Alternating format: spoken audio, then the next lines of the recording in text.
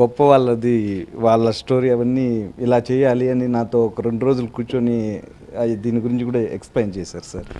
అది చెప్తున్నప్పుడే చాలా నాకు చాలా గొప్పగా అనిపించింది. అలా గొప్ప వాళ్ళది చేయడం నాకు చాలా అదృష్టంగా భావిస్తున్నాను sir. Thank you very much. Akkineni Nageswara Rao గారు పెయింటింగ్ 6 నెలల క్రితం నుంచి మేము చేయాలని మన ఆంధ్రప్రదేశ్ గర్వించదగ్గ పెయింటర్ రమేష్ గురజాల గారిని అడగడం జరిగింది. మేమందరం ఫిల్మ్ ఇండస్ట్రీకి రావడానికి one of the main inspirations Akkineni Nageswara Rao గారు. 18 feet పెయింటింగ్ చేయించి 6 నెలలుగా కృషి చేసి ఈరోజు ఆ పెయింటింగ్ అక్నే నాగేశ్వరరావు గారి దగ్గర మేము ఈరోజు ఆటోగ్రాఫ్స్ తీసుకున్నాం. It's wonderful experience for us. మెయిన్గా సుమంత్కి థ్యాంక్స్ చెప్పాలి, ఎందుకంటే సుమంత్ ఫొటోస్ ఇవన్నీ మా హెల్ప్ చేశాడు దొంగతనంగా ఎవరికి తెలియకుండా. ఈరోజు వండర్ఫుల్గా పెయింటింగ్ వచ్చింది, ఈరోజు పెయింట్ చేయించాం. తాతగారికి థ్యాంక్స్ చెప్పాలి, ఆయన టైం కేటాయించిన దానికి మాకు థ్యాంక్స్ తాత. కొద్ది రోజుల క్రితం మోహన్ బాబు గారు చెప్పారు, విష్ణు ఏదో పెద్ద ప్రయత్నం చేశాడు, మీ బొమ్మలు డీటెయిల్స్ అయితే నాకు తెలియదు కానీ ఏదో చాలా పెద్ద పెయింటింగ్ ఒకటి ఏర్పాటు చేశాడు అని, అది ఎప్పటికప్పుడు ఎప్పుడన్నా మీరు ఇంటికి వస్తే చూపిస్తానన్నట్టు మాట్లాడారు. సరే, నాకేదో వీలు లేక నేను వెళ్ళడం తటస్థపడలేదు. ఇప్పుడు చూసిన తర్వాత ఆనందానికి అవధులు లేవంటారు. అసలు ఈ ఐడియా ఎందుకు వచ్చింది, ఎలా వచ్చింది? ఐడియా వస్తే రాసేవాళ్ళు దొరకాలి, పెయింట్ చేసేవాళ్ళు దొరకాలి, ఆర్టిస్ట్ దొరకాలి, ఇమాజినేటివ్ ఆర్టిస్ట్ దొరకాలి. ఇదంతా ఒక యునైటెడ్ కాంబినేషన్ లాంటిది. ఇది number of ideas together in one place. ఒక 16-18 అడుగుల ఒక పెయింటింగ్లో నాకు తెలుసు నా జీవితం చాలా పెద్దది. ఎప్పుడో 1940లో ప్రారంభించి ధర్మపత్రిలో చిన్న వేషంగా, అంత మునుపు ఆడవేషాలతో ఇప్పటి వరకు కొనసాగుతుంది. దీన్ని ఒక లెజెండరీ ఫిగర్గా మలిచి లెజెండరీ పెయింటింగ్ లాగా దాన్ని తయారు చేసి అనేక ఘట్టాలని, అనేక మందితో కూడిన బొమ్మల్ని, అనేక కటింగ్స్ని, రియల్ ఫోటోగ్రాఫ్స్ని అన్నిటినీ కలగలిపి ఒక పెయింటింగ్గా తయారు చేయడం అనుకోవడం ఒక గొప్ప, దానికి తగిన ఆర్టిస్ట్ దొరకడం మరొక గొప్ప. దాన్ని తయారు చేయడం, ఈ రోజున ప్రజెంట్ చేయడం, ఇదొక ఆనందమైన విషయం. ఇది ఆనందం అంటామా, అద్భుతం అంటామా, అత్యద్భుతం అంటామా, ఈ మాటలు చాలా నాకు తెలియదు. అయినా కూడా విష్ణుకి ఇటువంటి ఐడియా ఎందుకు రావాలి? ఆయనకి తగినట్టు, ఐడియాకి తగినట్టు పెయింట్ చేయగల సమర్థుడైన కాళహస్తి నివాసి రమేష్ గురజాల ఒకడు దొరకడం, ఆయన ఊహా పరిజ్ఞానం అంతా ఉపయోగించి అనేక బొమ్మల కలయికతో కూడిన ఓ పెయింటింగ్ 16-18 అడుగులది తయారు చేయడం. దానిలో రాముడు ఉన్నాడట, విష్ణుమూర్తి ఉన్నాడట, ఇంకెవరెవరో ఉన్నారు. ఇవన్నీ కలిపి నా జీవితం ఉంది. ఆయన ఎక్స్ప్లెయిన్ చేస్తుంటే నాకు చాలా అద్భుతంగా అనిపించింది. నేను ఇంత గొప్పవాడిని అనిపించేంతగా గొప్పగా ఉంది ఆ పెయింటింగ్. ఆశ్చర్యం వేసింది. Whatever it baby, how lucky man I am. విష్ణుకి ఎందుకు వచ్చిందో ఈ ఐడియా, అసలు వాళ్ళ నాన్న గొప్ప నటుడుగా ఉండగా నాది ఇలా తయారు చేయాలనే ఐడియా ఎందుకు రావాలో, అసలు వాళ్ళ నాన్నకి కోపం వస్తుందేమని ఆలోచన కూడా విష్ణుకు లేకపోవడం చాలా ఆశ్చర్యకరమైన విషయం. కారణం అంటే వాళ్ళ నాన్న అటువంటి గొప్పోడు, అంటే మా ఇద్దరు సరసం అటువంటిదిలేండి, అంతకంటే ఏం లేదు. కానీ what ever it may be, అసలు మేమిద్దరం ఒకళ్ళనొకళ్ళు సరదాగా సరసం ఆడుకోకపోతే మా జీవితాలు వెళ్ళవు. పూర్తయ్యే వరకు, మా ఇద్దరి ప్రాణాలు పోయే వరకు ఇది ఇలా సాగవలసిందే. That's our life. అసలు మేము పరిచయం అయిన దగ్గర నుంచి ఆయన నా కళ్ళ ముందే అసిస్టెంట్ డైరెక్టర్గా ఉండి, నాకు డైలాగు చదివి చెప్పే ఒక అసిస్టెంట్ డైరెక్టర్గా ఉండి, ఆ రోజున ఎవరో సరైన డైలాగ్ సరిగ్గా చెప్పకపోతే ఈయన చెబితే ఈయనే నువ్వు చెప్పు ఎట్లా ఉంటుందో మోహన్ బాబు అంటే ఈయన బాగా చెప్పడం మూలంగా అది అందులో ఆ వేషం, చిన్న వేషం వేసి అలా విలన్ వేషాలు వేసి పాపులర్ అయ్యి, ఆయన వొకాబులరీ, ఆయన భాష ఒక పద్ధతిలో అలవాటు పడి మళ్ళీ హీరో అయ్యి, మళ్ళీ విలన్ అయ్యి, ఆల్రౌండర్. అంటే అందరూ ఆర్టిస్టు ఆల్రౌండర్ కావడం చాలా కష్టం.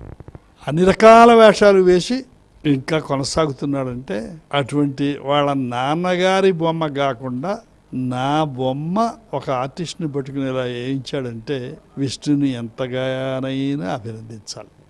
అంటే ఇది వాళ్ళ నాన్నను తక్కువ చేయడం కాదు, వాళ్ళ నాన్న పట్ల ఉండే గౌరవం, ఆ నాన్నలో ఉండే ఒక ఆర్టిస్టు పట్ల ఉండే గౌరవం, అవన్నీ అలాగే అట్టిపెట్టి తన ఇంట్లో ఒక ఆర్టిస్టు ఉండగా మరొక ఆర్టిస్టు బొమ్మ అలా పెయింట్ చేయడం, ఇది ఎంతో సంస్కారయుతమైన లక్షణం కావాలి. ఇది ఈ సంస్కారం మా అమ్మలో చూశాను, మళ్ళీ విష్ణులో చూస్తున్నాను. నేను గుడివాడలో ఇల్లు కడితే అమ్మ పెద్దనని ఆ ఇంట్లో చేరమని చెప్పు, నేను రాలేను ఇప్పుడు బిజీగా ఉన్నాను అంటే, పెద్దాడి బొమ్మ తీసుకురారా అంది. మా అన్నగారి బొమ్మ చిన్నప్పుడు ఎప్పుడో తీసింది, దాన్ని పెద్ద చేసి ఎన్లార్ చేసి తీసుకెళ్ళి ఇచ్చాను. మనవాడు కాదురా రామారావు అంది, అంటే పెద్దాడు అంటుందన్నమాట. అంటే చూడండి, ఒక ఆయనకంటే నేను సినిమాలో సీనియర్, నన్ను కొడుకుని ఒక పెద్ద ఆర్టిస్ట్గా చూసుకుంటూ మరొక ఆర్టిస్టుని మెచ్చుకొని ఇంత శక్తి సామర్థ్యాలున్న సంస్కారయుతమైన అమ్మ నాకున్నందుకు నేను ఎంతో గౌరవించానప్పుడు, ఒక మంచి ఆర్టిస్టుని, ప్రొడ్యూసర్ని, ఎవరి మూలంగా తన ఉనికి ఏర్పడిందో ఆయన్ని అక్కడ ఇంట్లో పెట్టుకుని గౌరవించుకుంటూ మరొక ఆర్టిస్టు జీవితం పట్ల ఒక పెయింటింగ్ గేమ్ అని ఒక మంచి ఆర్టిస్టుని పట్టుకుని ఆయనతో చేయించడం అనేది ఒక సంస్కారయుతమైన లక్షణం.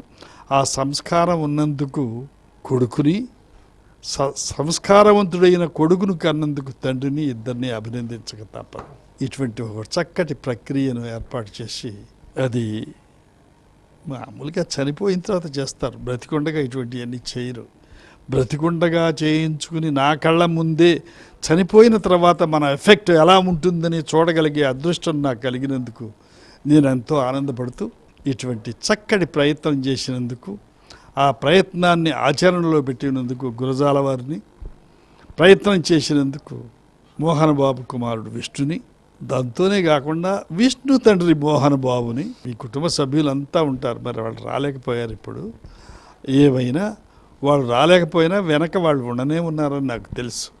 మీ కుటుంబ సభ్యులందరికీ కృతజ్ఞతలు చెబుతూ, ఈ ఏర్పాటు చేసినందుకు, మిత్రులు చూడడానికి వచ్చినందుకు అందరికీ మరొకసారి శుభాభివందనలు తెలియపరుస్తూ సెలవు తీసుకుంటున్నాను. జై. సినిమా పరిశ్రమకు